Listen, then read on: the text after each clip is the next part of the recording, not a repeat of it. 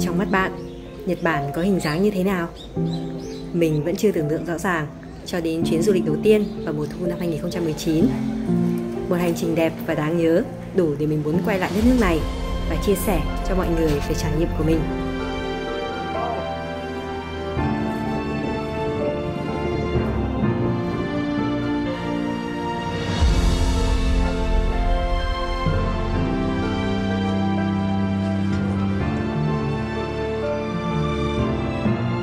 Các bạn đã sẵn sàng để nghe chưa? Chúng ta cùng bắt đầu nhé! Điều đầu tiên phải nói, du lịch Nhật Bản tự túc là cả một vấn đề. Vì xét duyệt visa khá khó. May mà mình đi theo tour du lịch, chứ không chắc là cũng chưa có cơ hội đâu. Vì đi vào đúng mùa cao điểm nên mọi người có thể thấy đấy. Ôi, đông nghịt người luôn. Mình bay Vietjet ban đêm, sáng hôm sau sẽ tới Nhật, giờ bay khá thuận. Chỉ có điều chỗ ngồi nhỏ, khó ngủ lắm. Nên kinh nghiệm xương máu đầu tiên là hãy cân nhắc giờ bay và chuẩn bị kỹ nếu bay đêm nhé. Khi vừa đến nơi thì Nhật Bản ngay lập tức chào đón đoàn bằng một ngày mưa và thời tiết khá là âm u. Nhưng may mắn đây lại là thời điểm đẹp nhất để ngắm lá đỏ, lá vàng hay tiếng Nhật còn gọi là momiji. Chỉ mới nhìn thấy vài cây trên đường đến điểm tham quan đầu tiên mà mình đã háo hức lắm rồi. Hiện giờ thì trời đang hơi mưa một xíu. Cả đoàn đang đi vào chùa Asakusa Sensoji để đi lễ chùa buổi sáng. Chùa Asakusa là ngôi chùa cổ nhất ở Tokyo và cũng là một ngôi chùa rất linh thiêng. Mọi người thường đến để cầu chúc cho sức khỏe, may mắn cho cả gia đình. Chùa này mình chỉ đến đây để cầu cho những điều bình an thôi. Còn mình sẽ không đến chùa để mình cầu cho may mắn và thịnh vượng, mà chúng ta sẽ đến ngôi đền, đó chính là đền Fushimi Inari. Trong hành trình này thì chúng ta sẽ đến đền Fushimi Inari vào khoảng những ngày cuối cùng của tour, khi chúng ta ghé với vùng đất di sản Kansai là Kyoto. Để nói về cảm nghĩ đầu tiên của mình á, thì đó là toàn người là người.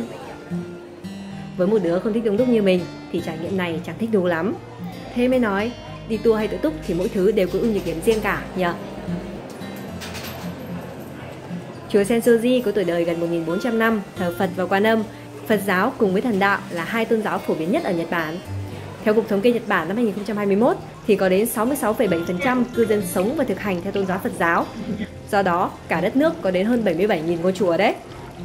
Đây cũng là lần đầu tiên mình được tận mắt xem một số phong tục như thanh tẩy trước khi vào chùa, thả đồng xu cầu may hay tục rút quẻ, nếu gặp quẻ xui thì phải buộc lại và để ở chùa để giải hạn. Các bạn hãy tìm hiểu trước khi đến để thực hiện được chính xác nhé.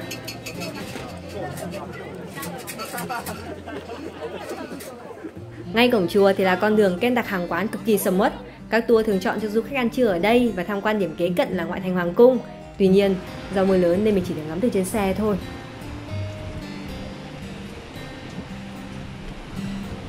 Các bạn ạ, đi Nhật mùa đông thì nhất thiết là nên có gấu ôm, không thì sẽ giống mình là đang chết lạnh này.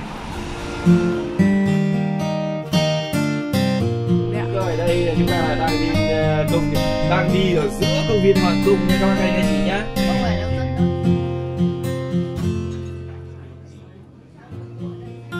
Sau bữa trưa no nê thì đến buổi chiều mình được mua sắm tại con phố Ginza nổi tiếng. Mỗi tội do trời mưa nên nhìn chung là không khí cũng hơi ảm đạm một chút.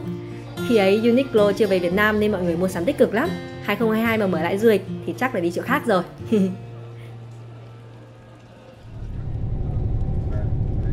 Và sau ngày đầu tiên gặp mưa thì ngày thứ hai của hành trình đã đền đáp được sự trông đợi của mình.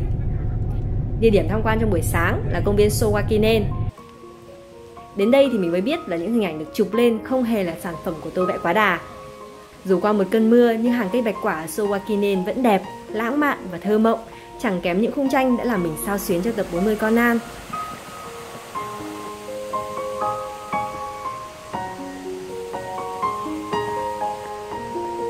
Không gian vàng óng ấy như sinh ra để tô đẹp cho những bức ảnh của những cặp tình nhân hay gia đình đang dạo quanh con đường. Và phủ lên bầu không khí bận rộn mùa cao điểm, một sắc chậm rãi, thảnh thơi, mang phong vị của yêu thương nữa. À, nếu muốn có nhiều thời gian để ngắm nghía trong tĩnh lặng thì các bạn nên đến trước 8 giờ sáng nhé.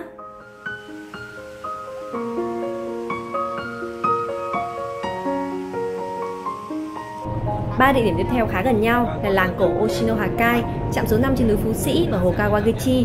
Trên đường đi thì mình đã cảm nhận sâu sắc cái gọi là sắc thu phủ cả đất trời. Một cảnh tượng đấy thích thú cho người đã quen sống ở miền nhiệt đới. Người đã cắm mất rồi.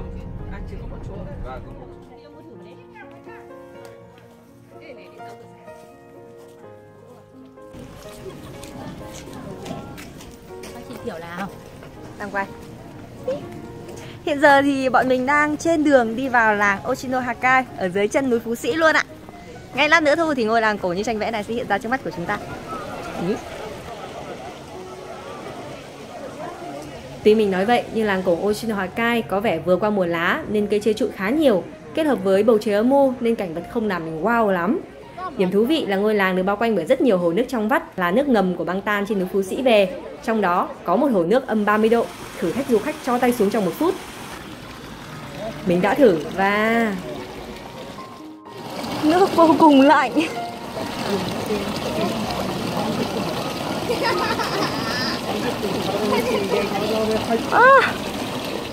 Bầu không khí ở đây cũng đậm tính thương mại. Ai thích sản vật địa phương thì chắc là sẽ mua sắm quên lối về đấy.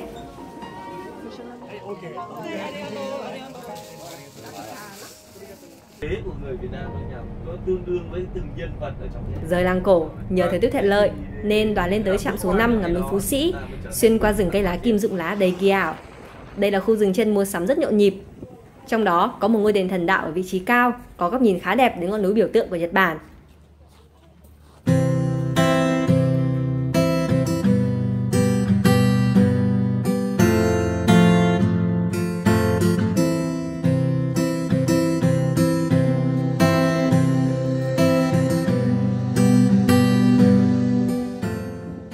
Khung cảnh là sự kết hợp của màu trắng của tuyết phủ trên đỉnh núi, màu xám đen của đá núi lửa và vô số cây trơ lá, tương phản hoàn toàn với sắc xanh đỏ chập trùng ở dưới thung lũng, cho mình cảm giác như đang lạc vào một chiều không gian khác vậy.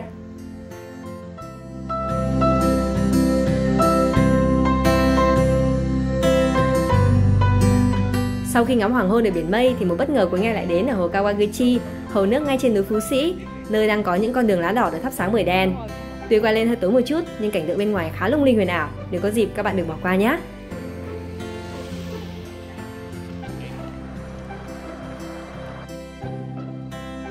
Kết thúc ngày thứ hai, cả đoàn trở về một khách sạn truyền thống kiểu Nhật để trải nghiệm tắm onsen. Mình ăn mặc cũng rà rì và này nọ lắm, nhưng mà do không thích ứng được với phong cách tất cả mọi người đều trần trụi giữa thiên nhiên nên mình đành ngậm ngùi đi về ngủ sớm chuẩn bị cho ngày mai thôi. Sẽ là một ngày nữa, ngắm lá đỏ và hoa anh đào nở trái mùa cũng thú vị chẳng kém đâu. Nhưng mà video thì hơi dài rồi nhở, để lần sau mình kể tiếp đi. Cảm ơn mọi người vì đã xem đến đây. Hồi đó chưa có kinh nghiệm nên chất lượng hình ảnh không tốt lắm, thông cảm nhé.